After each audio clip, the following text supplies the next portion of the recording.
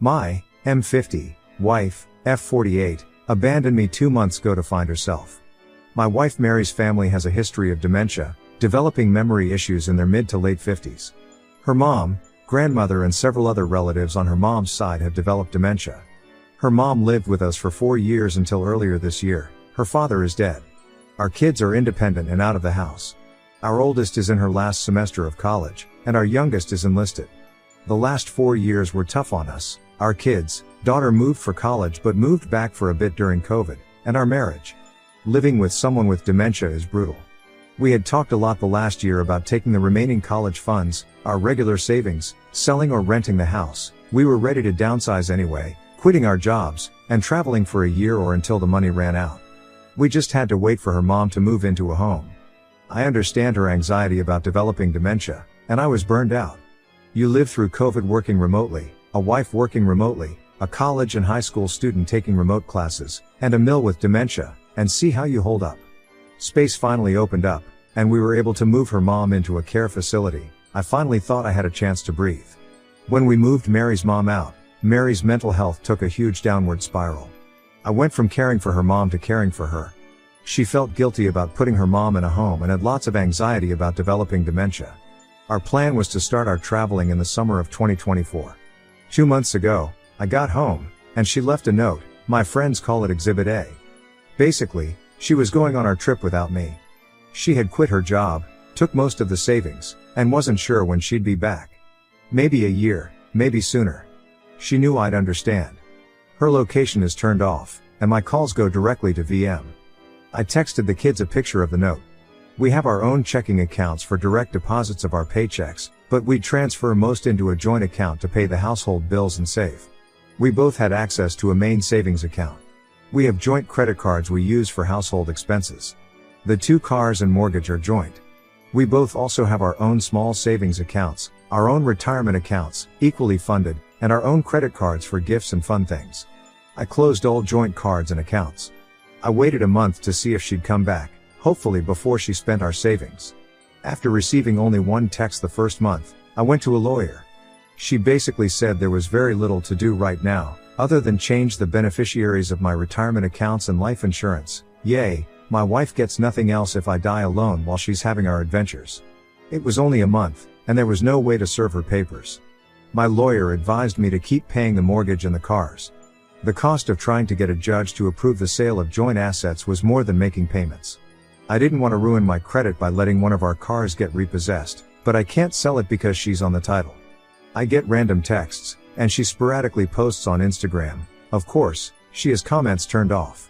I want to block her so badly, but my lawyer advised me that it's better to maintain a communication channel that's not through our kids. Her last post was from Hawaii. She put in the comments how great a husband I was for letting her take this trip. I'm barely making it paying for 2 cars, a mortgage, household bills, and insurance, hoping there are no emergencies because I have no savings, and she's enjoying our trip. Fair. I'm so pissed at her. I helped take care of her mom for 4 years, and when she fell apart after her mom moved into a memory care home, she returned the favor by abandoning me. I'll never get to take this trip and have to put off retirement. My only solace is the kids are pissed at her, but they'll probably forgive her eventually. Double F her. I'm no fool, she's hooking up with guys. She looks good, she'll have zero problem getting men. I texted her and asked if she was sleeping around, and a week later, she responded that she wasn't sure. So, I'm drinking alone on a Friday night, and she's somewhere, probably on a beach, enjoying life. Triple F her. Edit. My lawyer has given me a bunch of advice and options. It was just way more than I could possibly include in this post. I could definitely push the issue harder, and I might need to at some point, but all that work is very expensive. Finding her, serving her, getting a judge to sign off, that's not cheap. I'm following up soon, and I plan on talking about our savings and my finances. Until I paid all the bills and realized how little was left, it didn't hit me that I had to worry about money. Here is an update from my original post. I'm feeling much more positive now that the financial situation has become a little more manageable. Basically, I'm running up debt that will get paid off when I sell the house. Even with lawyer fees, I have 6 to 8 more months before I have to worry about money, assuming there are no emergencies. My friend's wife gave me some good advice. Don't go from being a hero to a villain in your kids' eyes. How I talk about and treat my wife will determine my future relationship with my kids. I don't give a damn about my wife, but I don't want to make her a sympathetic figure or drive them away from both of us. I followed up with the lawyer. Basically, she said we're going to have her pay back the savings she took through a reduction in her share of the assets. Any division of assets will include the savings she took. She'll also have to repay the money I spent maintaining the household while she was gone. There is plenty of equity in her share of the house, and her retirement plans to cover that. She said that our finances are so intertwined that after nearly 25 years of marriage, my wife is going to get some share of the assets. The best case is she agrees to the terms of the divorce, and it's relatively cheap and quick. Otherwise, it gets complicated and expensive. She gave me a lot of options and how much I could expect to spend, so I decided just mostly to wait.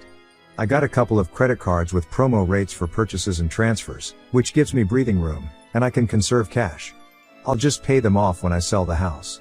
Now that my financial situation is less stressful, I'm actually enjoying her being gone. I'm free to do whatever I want, whenever.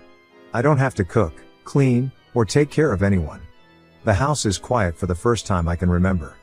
I loved my wife, but her mental health weighed down our marriage. On balance, it was worth it until now. The first month or so, I expected her to be there whenever I'd get home. When someone was at the door or if I heard noises, I'd think it was her. I'd check the doorbell cam obsessively. I'm not looking forward to her returning. It has to happen, but when she comes back, I'll have to deal with her, the divorce, getting the house ready to sell, dividing all our stuff, and finding a new place to live. I'm hoping she'll stay away until after New Year's, but my daughter said she thinks her mom will be home for Christmas, either to stay or visit. My lawyer will have papers ready to serve her. Hopefully, she'll just agree to the terms and continue her travels. She's told her family she won't be home for Thanksgiving. Nobody told her my daughter and I were spending Thanksgiving with her family, though. She can see the posts of us having a good time without her. People had some great advice: renting or selling the house. Not really feasible right now since I'd have to fix some stuff and get it ready to sell/rent. Since I need a place to live, the amount I net each month, rent, mortgage, rent on a new apartment, storage unit equals not worth it. My kids' rooms are still full of their stuff, and I don't want to spend the time and effort to clear them out and put them in storage. Also, she left her keys. I changed the code on the security system, the passphrase, and the password. I also found a new hiding place for the emergency key we had in the backyard, getting a helic. This was great advice. I didn't realize I didn't need both people to get a loan. If I need more money, I can go this way. In the short term, the promo rates on the credit cards were cheaper and easier than getting a helic, serving my wife divorce papers, or getting a divorce in absentia. This is something I might need to do eventually, but the cost of lawyer fees goes up exponentially in cases like this. I'm comfortable just waiting for now. Look at the phone bill to see where she's at and possibly going. I did look at her usage and notice that she doesn't post on social media until after she leaves a place. For example, when she posted about Hawaii, she made a call that day that originated in Los Angeles.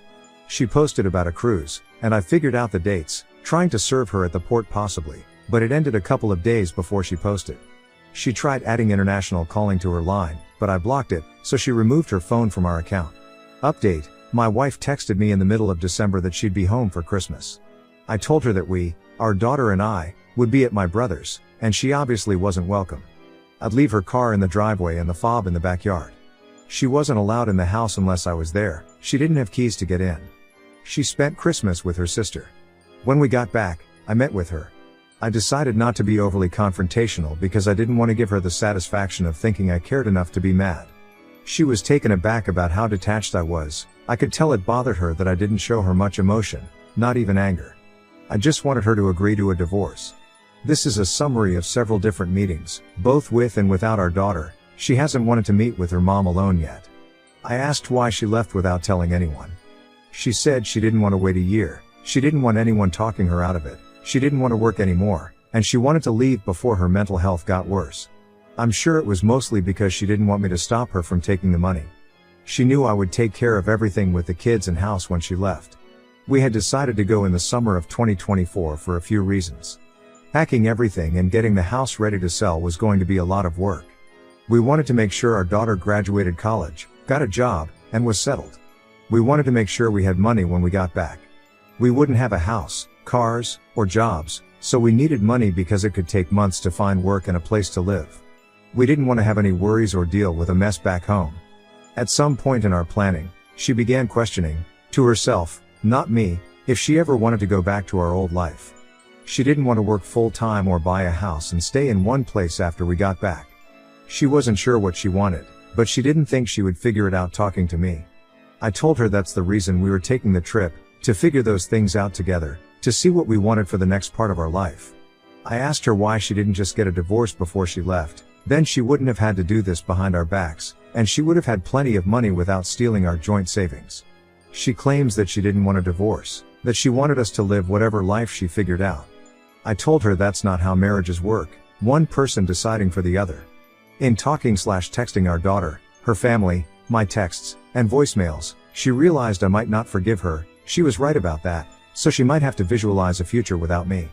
This is where I had hoped she would say some stupid shit like she was going to squander all her money living in a van and make travel vlogs, or she met some guy that she needed to wire money to so they could open an ice cream shop in Alaska. Instead, she wants to be a digital nomad, working part-time fully remotely, and living in new places. She tried to convince me to go with her, but I'll never be able to trust her, plus I don't love her anymore. Traveling like that for a few years doesn't sound bad, but she doesn't have a job or any work lined up. She's not in her 20s, and that way of living will get old quickly. No close friends, no family. I want her to make it work so she won't be here trying to get back into our lives. And to answer some of your questions. 1. How are the kids doing? Our son wouldn't have seen us the entire time she was gone anyway. He only responds to her with very short texts. He told me she wanted to see him, but he said he was too busy and wouldn't be able to get away. He lives in the barracks, so it's an easy excuse to avoid her. My daughter stopped talking/texting her. She's pretty upset. Her worry turned to anger when she realized her mom wasn't having a mental breakdown but was just being selfish. If her mom was sticking around, they could probably work through it eventually. I just care that my daughter is happy, so whatever she decides, I'll support her. 2. Did she spend all the money? About half. I think she realized she needed to figure it out before she completely ran out of money. 3. Did she sleep with anyone? I didn't ask because I didn't care. Asking would imply I wanted her back, or it would matter. Even though I didn't ask, she claims she didn't. Not sure if she's lying or not. She might just be saying that because she doesn't want the kids to have another reason to be mad at her. 4. Does she feel bad for what she put us through? She claims she does, and she wishes she had handled it differently. She said getting away and figuring herself out was best for her. I told her she was just being selfish. When she first left, we were worried something would happen to her and we would never see her again. She's always been self-centered. I told her she was taking the easy route and letting everyone else handle the difficult parts. If she gets sick, kids will take care of her. Goes broke? Live with family. Abandon everyone? They'll forgive her. She thinks her siblings and our children will let her live with them like we let her mom live with us. I'm sure when she visualizes her future, she sees our kids there. They might not be in the same way they were before. Despite how it might sound, I'm actually really happy with how it all turned out. Our divorce is far from final, but we've agreed on the big things. We'll sell the house, how to split the retirement and profit from the house, how to pay back the money she took, and what I spent maintaining the household. I got most of what I wanted from the settlement, and she'll soon be, mostly, out of my life. I won't have to pay alimony, and because she's choosing to make significantly less money than she was, I won't be forced to support her. That would have been a kick to the teeth. She isn't my responsibility anymore, and I won't have to care for her if she does get sick or goes broke. I figured I'd start dating again. I didn't realize a 50-year-old man with children out of the house, a good job, and in decent shape would be a catch. I'm not fighting women off with a stick, but I've had a lot more interest than I expected. It's been kind of nice meeting new women. I'm not dating anyone who has young kids or wants kids. There's nothing wrong with that, but I've already raised my kids, not that it would matter if they did. I took care of that a while back, and I just recently got everyone out of the house. I've worked out the numbers, and I'll be doing pretty well after everything is settled. I only have to support myself. Not where I wanted to be at 50, getting divorced, and using Reddit as free therapy sessions. But, I'm happier now than I've been in a while. I'm even planning a little vacation of my own. Thank you to everyone who has responded and reached out. It meant a lot. Now on to the next story. Story 2. Wife started texting a college guy, claiming just friends. Now she says a kiss happened but she didn't kiss back. My girlfriend, 34 female, and I, 35 male, have been together for a long time. 13 years to be exact. She and I agreed to hold off on marriage until we were financially stable with stable careers. 13 years in, that didn't quite happen, so we agreed to remain unmarried. During the past year, My girlfriend lost her job as an office manager, which I got for her. And then as a phlebotomist. She was let go after 2 weeks on the job. The firings and also her inability to get a steady job wreaked havoc on her self-confidence. Her self-confidence wasn't that high, to begin with. But after the firings, it took a nosedive. I was there for her as best as I could. I told her that it was only temporary, that those places weren't the right fit for her, and listened to her when she voiced her frustrations. I helped with a resume, suggested a job placement program, etc. For the last 3 months or so. She has been in contact with a guy, a college student who asked for her number and she willingly gave it. He texted her and they met up a few times. As far as I know, they are continuing to meet. She didn't hide any of this from me. She said he was simply a friend. But later on she said that she had developed romantic feelings for the guy, but she also said she didn't want to lose me and that she simply was continuing to meet with him as a friend. And that nothing physical happened. She said she was just confused. I felt devastated. I'm feeling devastated. I went through all of that denial, grief, anger, bargaining, and acceptance of emotions. Trust is gone. The bond has been broken. What gets me so pissed is the fact that she thinks she's continuing to see the guy as a friend, and as long as nothing physical happens, then it's okay. It's not okay. She's sharing her emotions, hopes, dreams, and life with this guy while having me as a boyfriend. That's not how any of this works. Friends don't go out to dinner and have drinks. That's dating. And it gets better. She said that he's graduating in May and going back to his home country, Japan. She also has another guy friend, whom she frequently meets up with and texts. Right now she's hanging out with one of her 2 friends, and said she'll be back in the morning. I'm moving out. I don't want any part of this BS. I just need to vent and get this out there instead of holding it in and letting it eat me up inside. Due to my housing situation, my brother offered me a room in his home, but the place is not ready. I have to stay here with her until the middle of January. I'm so over this, but it still hurts like hell. How could someone do this to me? I'm not perfect, but I've supported her as best as I can financially and emotionally. I've paid for most of the rent for most of the time we've lived together. I've given her money when she was jobless. I know what I will do, Booty don't know what to do in the meantime. It sucks so much. I can't sleep. I've lost some weight and just don't know what to do. Thank you everyone for your sound advice and kind words. She came back early this morning and we had a huge row. As predicted, the guy kissed her, and according to her, she didn't kiss him back. But she didn't leave his place either. Horse manure, but whatever. I asked her why she didn't go home, and her excuse was that Uber was expensive, lol. She said that if it made me feel better, she would only see him during the daytime and explicitly tell him that it was only a friendship. Sure. But a bit of good news, my brother said I can move in within 2 weeks. I just need to find a day when she's working or out of the place to move. I'm a minimalist, so there's not a lot of stuff. I really hate my ex. I don't ever want to see her or be with her, but it hurts so much knowing she chose someone else over me, 3 years together. We had amazing memories. I was literally the happiest I was in life when I was with her.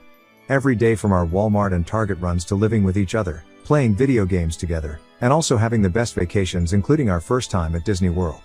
I still to this day don't know why she cheated. She said she didn't, but the proof and all was there. It's been 4 months, and I've been a lot better mentally and getting more fit. I can't believe after getting a new job she instantly fell in love with someone else. I didn't know she was doing things behind my back with him. Reading the messages between them when I found out hurt me. She would tell him how she wasn't happy and that I was annoying and she was depressed. She really seemed fine to me. I took her out to events/dates just a few weeks before D-Day and she rested her head on my shoulder while we enjoyed our time together. After finding out and telling her to get out, she told me things about why she did what she did. She said she needed time to love herself and she was depressed.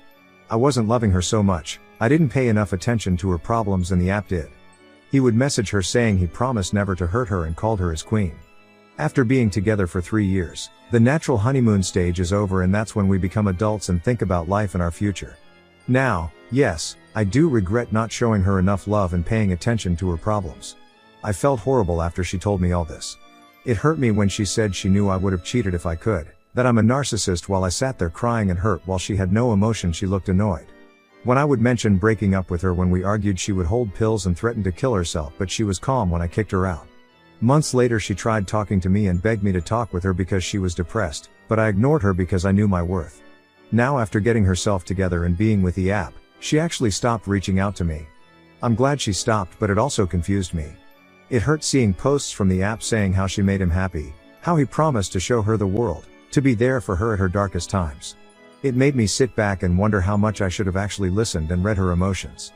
I just get these random sad moments and I blame myself for everything. I even admitted to everyone, even God, mistakes I had made. I hate her, but I still told everyone about the good she did for me before. I'm not a negative person and wish the best for everyone no matter what. I didn't deserve to be hurt like this, but everything happens for a reason. Like I said, I knew right from wrong and I never treated her badly. We had our ups and downs and I admit I said hurtful things to her, even bringing up her past, which she lied to me about at the beginning, that had to do with some type of incest. I don't want to say what exactly, but it has to do with that category, and she was willingly doing it. I definitely learned from all this. I know what to do and how to treat the next woman in my life, but I'm in no rush. It just hurts knowing she's happy with someone else and so is he. I miss the girl I met 3 years ago, but I don't miss the cheater in her.